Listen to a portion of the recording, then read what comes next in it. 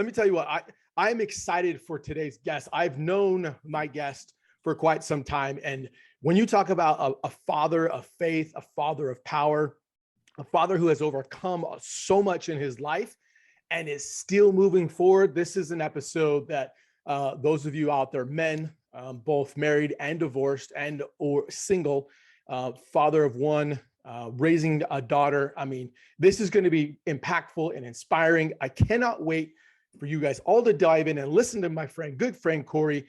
But let me give you some back history about Cory.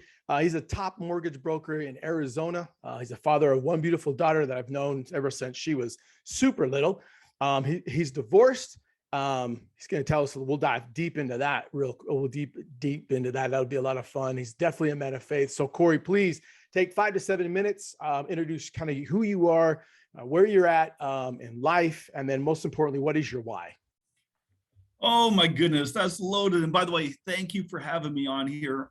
As I've gotten to know your podcast, Cameron, I realize what an opportunity this is, because boy, you put together a quality product, and so this is fun. But yeah, so my name's Cory Martens. Yeah, I do mortgages, but deep down, I was born and raised in Canada, moved to the US for college. And honestly, I've been really just stumbling through life, trying to figure it out. So much of my life, I feel like, has just been, mistake after mistake, learning lesson after learning lesson. And I've come to realize, and the nice thing is, I think I tell people all the time, I may be one of the few people, and I know this is kind of not a popular opinion, but I love getting old. I love the wisdom that comes with it. And I love thinking that some of my biggest mistakes are behind me. I've still got, I know I got a ton in front of me yet, but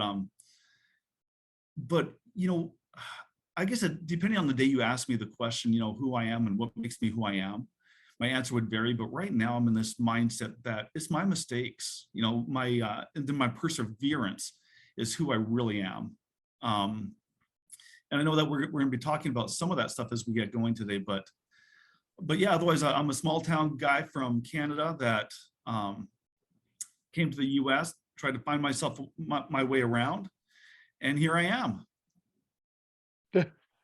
Dude, you're just going to drop some nuggets right off the bat. I mean, come on, stumbling through life, right? Come on, expand on that for a second. We're going to get into something, but keep us in that space. What do you mean by you just feel like you just kind of felt like you kind of just stumbled through life? Help me understand that. You know what? Gosh, that's a loaded question itself. Because I think so much of my life, if you would have asked me, I would have told you I have direction. I know what the meaning of life is. I know all of these things. Yet it wasn't internalized. It wasn't, I was just barely making it from day to day without really having an understanding of who I was, what my potential was, and having the determination to start to make things happen. Things would come along and I'd be given lessons, but I wouldn't say, hey, when I'm given this nugget or this lesson, what am I going to do to make myself better, to make my life better, to make my daughter's life better, to make people around me better? And instead of be like, hey, that's a good thing, and I just kind of carry on, and then you stumble again and you stumble again. Now I realize that those things keep coming up, but rather than just stumbling and going over that same hurdle, you kind of use it as a stepping stone to get to the next one. Now you build from that one to the next one, and all of a sudden life just takes a whole different angle. Oh man, we literally could stop the entire conversation. I know we just started and just reflect on what you said. There was a key phrase you used, internalize it. You didn't internalize kind of that purpose. And I think we all go throughout life, right?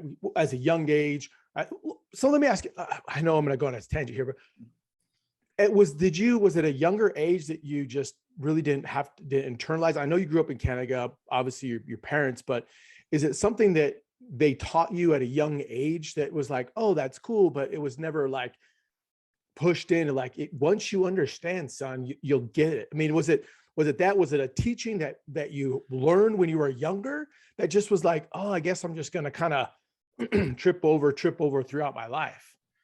Yeah, I think it was the humility, and you already mentioned that I'm divorced. In fact, it's something that's, it took me a long time to be able to say publicly, but I'm twice divorced. Mm. And there's a lot of humility that comes along with that. And I think that, the depths of the humility for me to admit to myself that, what, maybe there's things in my life that I'm screwing up. I'm not doing as well as I could. Mm-hmm. Rather than just taking the advice and kind of gleaning the little pieces that you want from it, I'm like, you know what? Maybe I should actually try to make the changes that this advice is telling me to make. And when you start to find people that you really trust, that are looking out for your best benefit, that also have hit a certain level of success, Mm-hmm. and you said, I'm not just going to listen to it, and I'm not just going to take little pieces of it, but I'm going to jump into that. And which, by the way, I'm still working on that, because Right. I need to trust it even more. But boy, when you start to say, I'm going to do it, that you put action behind the advice you've been given. Maybe that's the best way to put it. You put action behind that advice, all of a sudden things really start to shift. Man, let it sit for a second. Action behind the advice. Look, there are plenty, right? Plenty of books that I've read and studied that give us that information, that open our minds up and allow us to expand.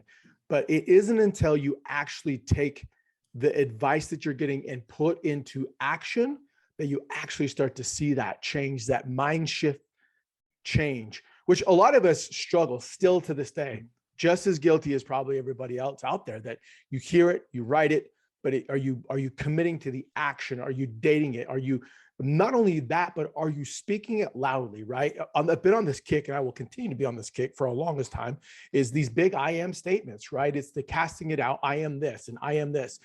So let me ask you this, because going through divorce, right? Going through that, you said you've been divorced twice. I didn't know that. I knew once, but I didn't know it was, what was the different? I mean, the first one, we'll talk about the first divorce. Like, was it a mutual? Was it just something that happened? I mean, you hear it all the time. Well, I was blindsided, never knew. Like, what led up to that first divorce? The first divorce, it was hard for me to admit this, but honestly, it was probably a marriage that never should have happened. And I probably knew it from before it ever happened. Yet, there's sometimes things that we want that, even when we know they're not right for us, in my experience anyway, I'll speak for myself, that I'm like, okay, I know better. I'm strong enough. I'm powerful enough. I can do this. I can make a change. And, and you hear this a lot in struggling relationships, that, yeah, things will change. I can make them better. I can be better. And if there's enough red flags at the beginning, they might be there for a reason. I learned the hard way that a lot of that stuff isn't going to change. And, that's with myself and with her. And, we hung in there for a long time, but for a long time, it really wasn't the right situation. What, when you reflect on that, you talk about, wanting something to happen that probably shouldn't have happened. I think a lot of us get caught up business ventures, right? Wanting, oh, I can, if I just did this, if I just had this, right? Or buying a home, or, finding that partner to grow old with, right? With, spouse or significant other. You said something very, very monumental, right? If I could get them to change, if I could get them to change this, or if I get them to change that, then we'd be happy. You can't change anybody. You, Cory, I can't change it. I can't change anybody but myself. And that is very monumental. So help me understand, stay on that point. What were you trying to change? Was it just communication? Was it time together? What was that change that you referred to as, if I could get them to change, then I know we'd be on that right path? There's a lot of things that she and I just didn't see eye to eye on. I thought she needed to be a different person. Mm. right? She is, I knew who I wanted to be married to, and it wasn't her. She knew who she wanted to be married to, and it wasn't me.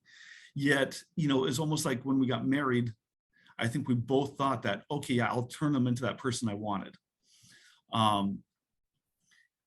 But you said something there. I'm going to kind of jump forward here a little bit. Sure. Because you talk about that, we got to be introspective. It's the change in ourselves that has to happen. And towards the end of my second marriage, which for the longest time I really did think was going to be this amazing, incredible marriage, and for inside of me it was for the longest time. But when we were getting towards the end, I remember trying to go to marriage counseling. Mm-hmm. And the first time that I really attempted to get her to go with me, she didn't. I'd already set up the appointment and everything. I was trying to make it as easy as possible. And in large part, it was probably dumb luck, because I thought, well, she's not going, so I went. Mm-hmm.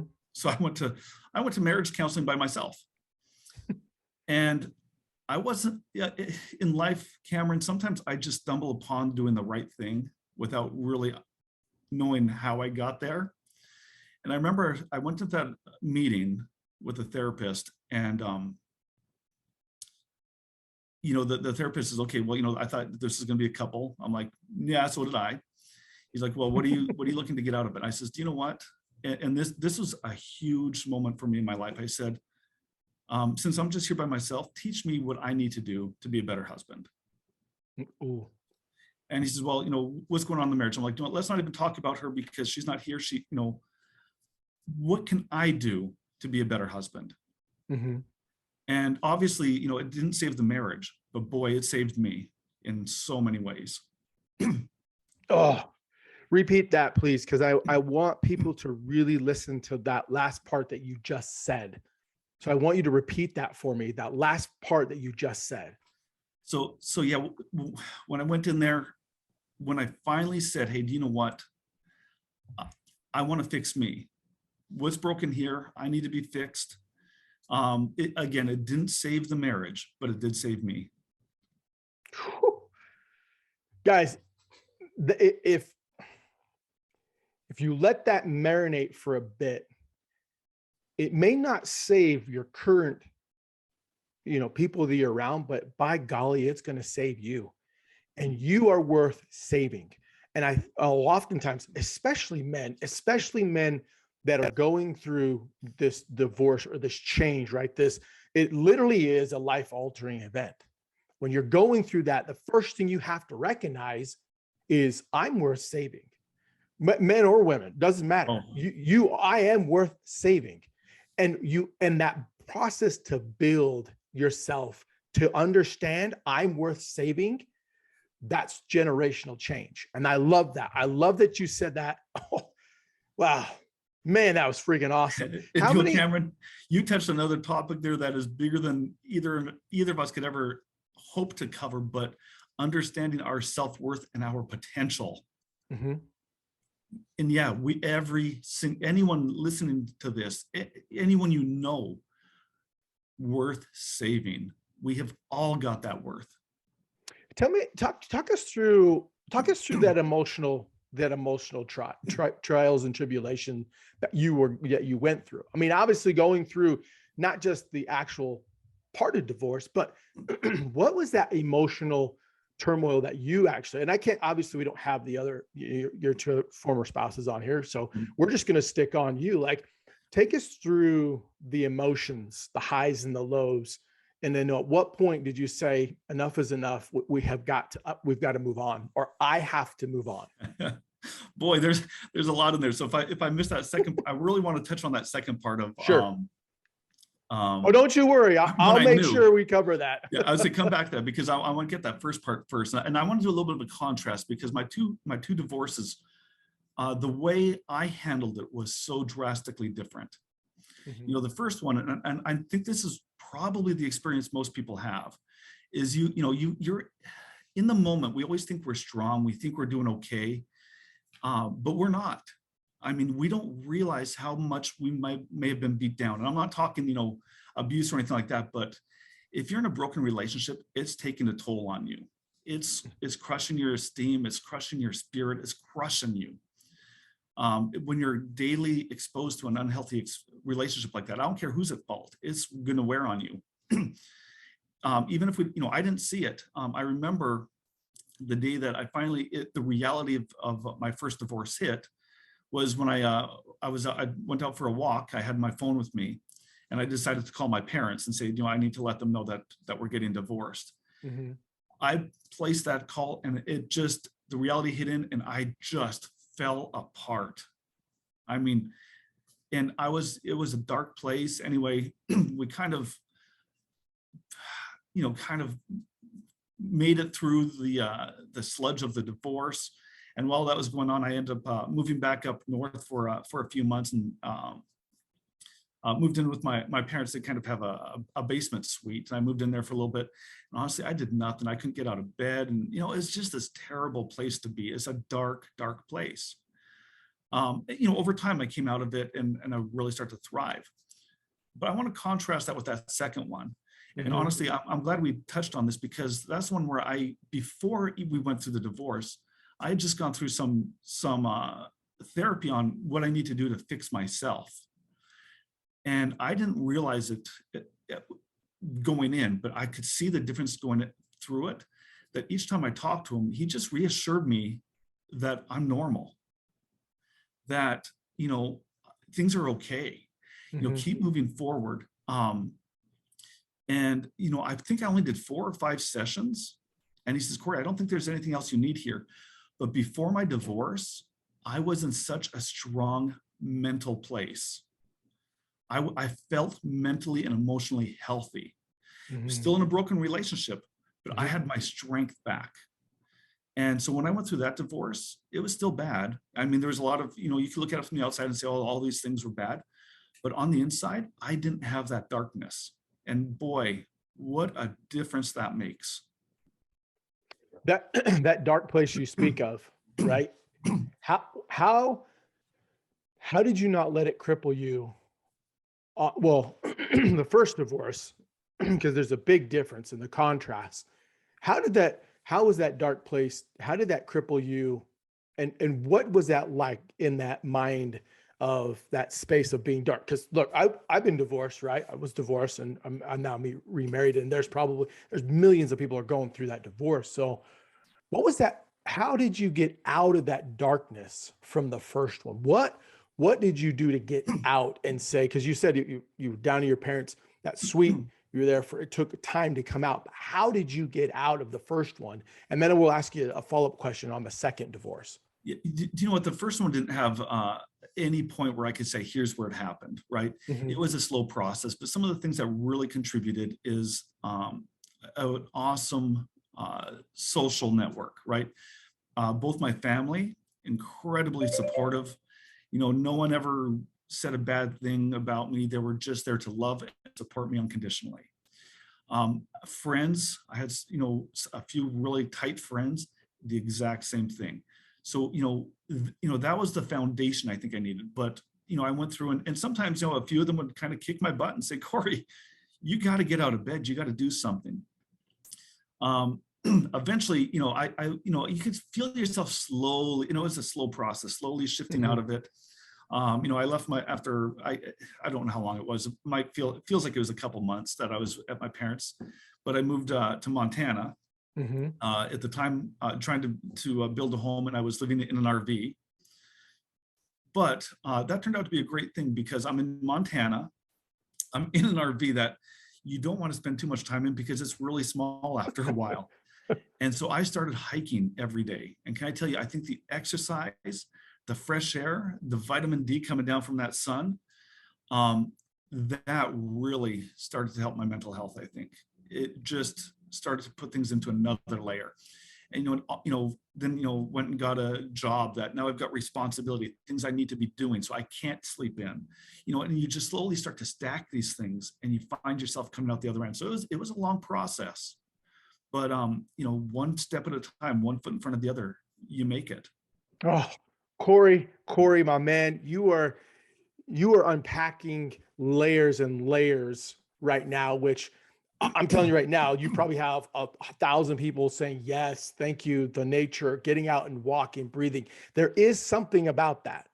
There is something, it's documented, it's scientifically proven that if you get out in nature and be just within the space, not turn into a hippie by all means, or, people that become, don't want you to, I forget the word that I was looking for, but anyways, a hermit, right? Yeah, you're But right.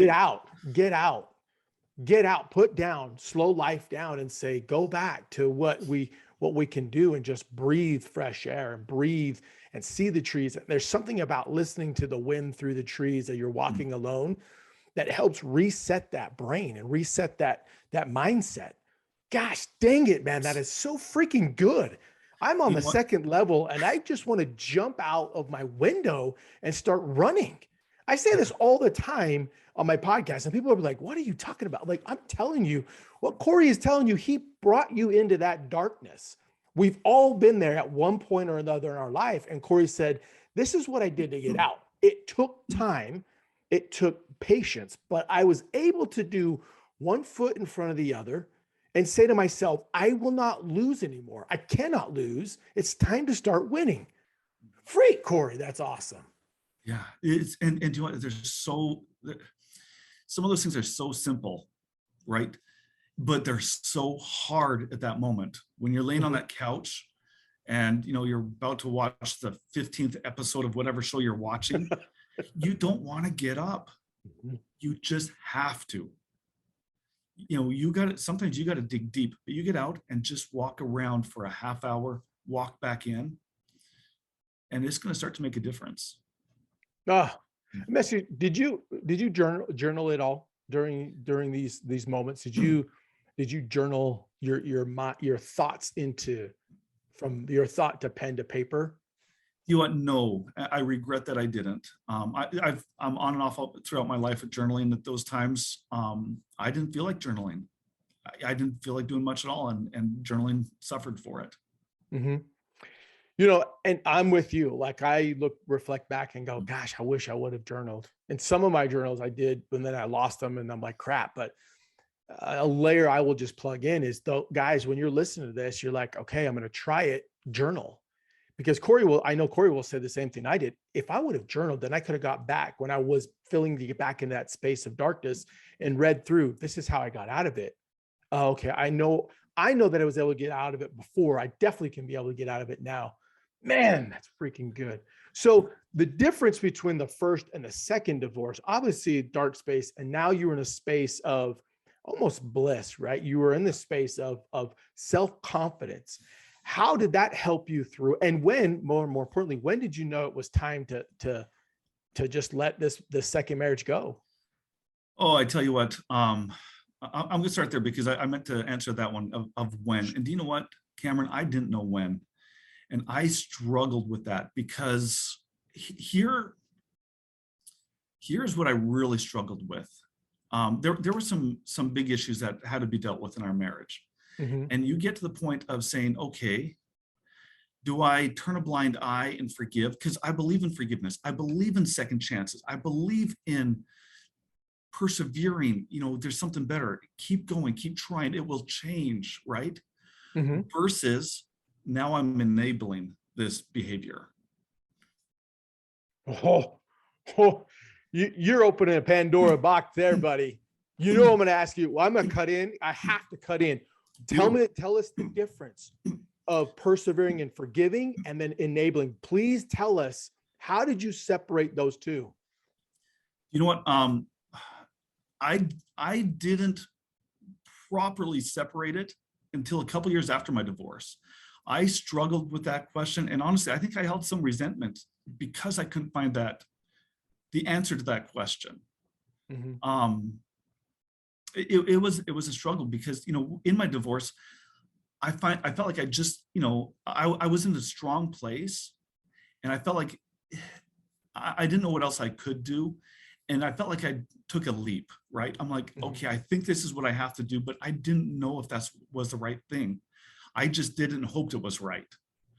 Um, it was a couple years later, I was actually at church with a church group, and there's a bunch of gentlemen there speaking and talking about how we should hold our wives up and hold them on pedestals, and look at the greatness, and we need to listen to them and all of this. And honestly, I was having a hard time with that. And it's not usually like me, because but I spoke up and I says, do you know what, I'm coming from a different place here, and I don't get that, because I don't feel like that was my situation. I couldn't listen to her. And I had a moment. I had been being very religious, very a man of faith. Mm-hmm. I had prayed a lot about it. I know that doesn't appeal to everyone, but whether you meditate or whether you whatever it is, internalize it somehow. For me, it was prayer. And I had prayed about that so much, trying to figure out where is the difference between forgiving and second chances and enabling. And I had this moment of clarity, so powerful, that let me know that it was right what I did, that it was time for me to leave, that I did the right thing by leaving.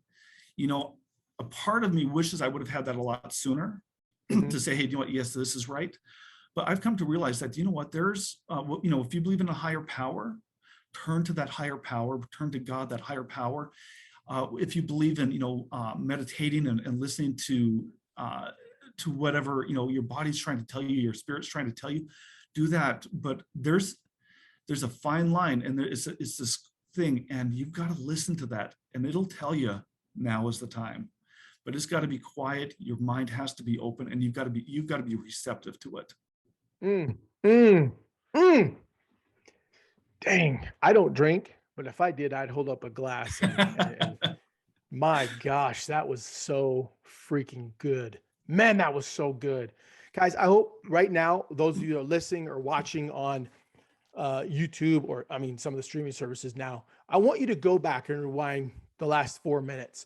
You will watch Cory's facial expressions. You'll watch him as he gets in and starts to peel back. You can see the somberness, but you can see, even though he's at a place of good right now, he's in a safe space. He's got boundaries. He's been able to set up, hey, you need to respect my boundaries.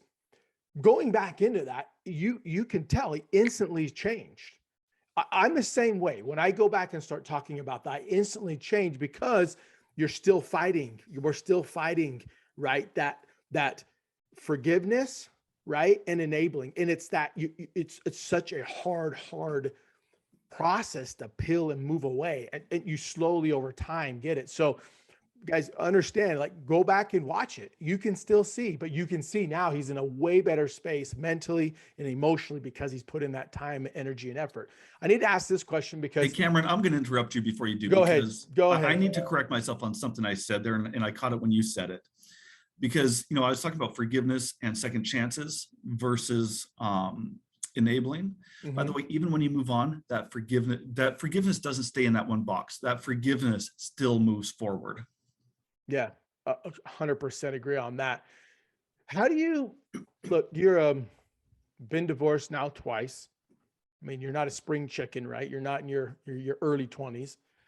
How do you fight through the stigma of, you must have done something? Because, typically now, depending on whatever space that you're in, oftentimes when you say, I'm divorced, I'm still divorced, instantly it's like, well, what did you do? Or, oh, you must have done something. You had this problem. Or, oh, you did this, or, you had that. How did you not listen to all of that negative noise? And obviously, there were probably times where you're like, crap, man, I really do suck. Let's just flat out say, I suck. How did you push past all of that negativity and just say, nope, I am where I am right now because I own the choices that I made? I've referred to myself as the common denominator, right? Because mm-hmm. 2 failed marriages, 1 common denominator, and that's me. But do you know what? I think that's where the power lies, right? Is saying, hey, do you know what?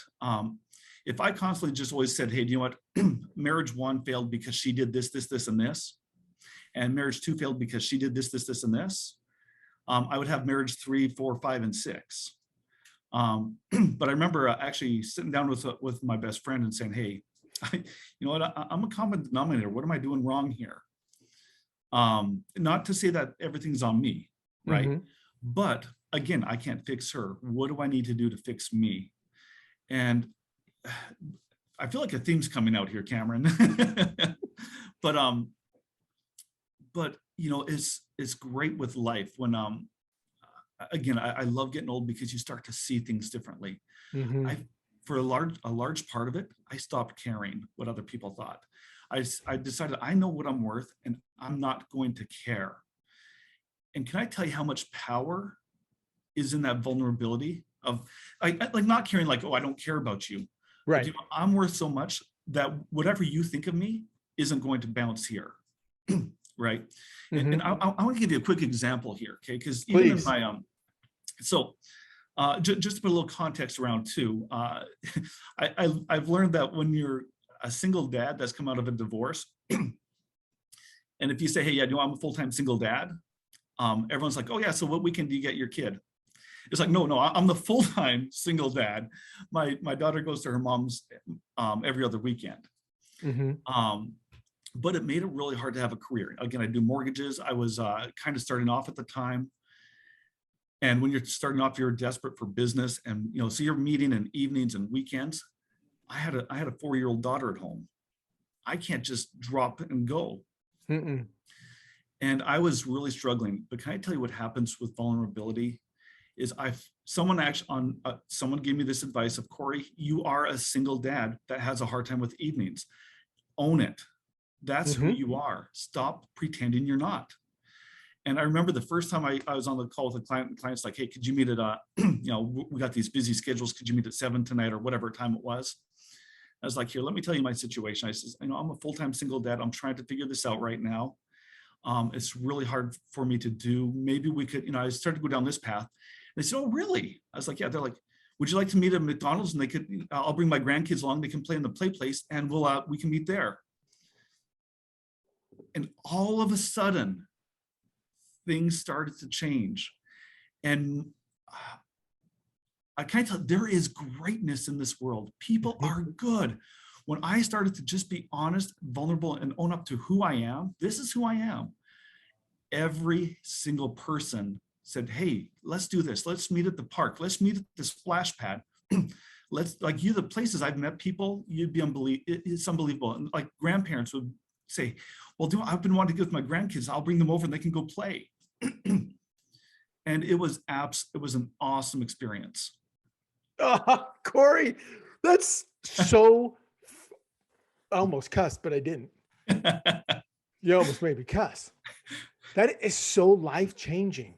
The principles that you just taught in that space, about compounded on all that we have learned, the minute you declare, this is who I am, right? The minute you cast that out into the universe, you pray about it and say, this is who I am. The minute you own the space and decisions, what happens is it bounces back and it comes back and people are like, oh, okay, well, let's just do this. Or, no, I can't because I already have this. Or no, I can't because this is, you know, this is what I'm doing. I'm a single dad trying to figure this out. Or no, I can't because that time I've set aside for family or I've set aside for myself and I do not deviate. People are willing to change once they understand, oh, Yeah. you actually are a human. So let's work through this. Let's meet at times where we could find that commonality and that common time. But man, guys, you stake it in the ground and say, this is who I am.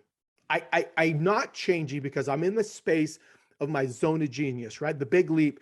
Gay Hendricks talks about this all the time. 2 points that he always talks about: getting in that zone of genius and that upper limiting. Once you recognize your upper limit, which your upper limit was, I'm a single dad, how are people going to perceive me? And you said, forget it. I'm a single dad trying to figure this out. People were like, all right, well, let's work around with each other's schedule. Let's find that common link and then let's work together. And not only did they do it, but they enjoyed doing it. They wanted to do it. And had I stuck in my other zone, I would have just said, no, here's where I'm available. And, you know, they would have got frustrated and found someone else to help them. Oh, It's amazing what happens when you're allowed to, you let that vulnerability out. Oh, and I'm going to speak from this from a guy's perspective, right? Because us guys, we put up this massive wall, this big bravada, like, no, no, no, I'm good. Everything's good. Oh, the house, yeah, the house is on fire. It's just a little fire. I can put it out. Like we put up this front, right? And you're right. The older you get, the older I've become, the more I'm like, no, I mean, I suck at this and I suck at that and I'm terrible at this. But on the other side, I'm like, but I'm really good at all of these other places. It's taking a long time for me to accept. I'll tell you right now, I had a guy on, his name is Craig Smith, become a really good friend of mine, greatest day mindset.